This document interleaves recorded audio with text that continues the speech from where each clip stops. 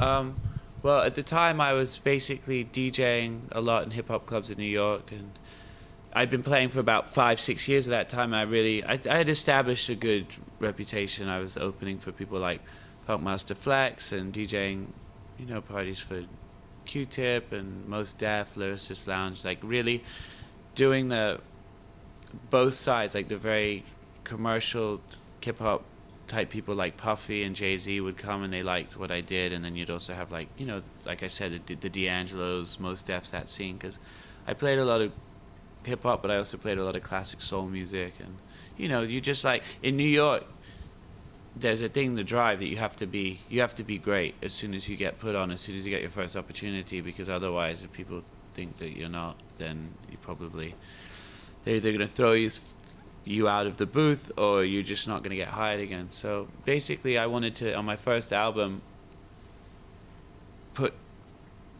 give a sense of what a 2-3 hour Mark Ronson DJ set at that time was, but into a 40-minute album, which is a bit ambitious. And I think because I was trying to fit hip hop, disco, reggae, a little bit of rock, all these things into one thing. Sometimes I listen to the record and I'm like, you can hear, a few years later, it's just like jumps around a bit. But I'm proud of that record, and I'm really grateful for the fact that Uwe kind of gave me my first, that was how, even though I was born in England, I grew up in New York. Uwe was how England rediscovered me, and it was a record, as you just told me, you played it in Slovenia. I can go like play in Russia, Italy. It's random places where hip hop was not a massive thing at the time like it is now, and that record seemed to resonate. Because it's bouncy, it's a club track, and yeah, because of that album, I guess that's how. Even though it was really only underground, it didn't sell a million copies. It was a good way to get my foot in the door.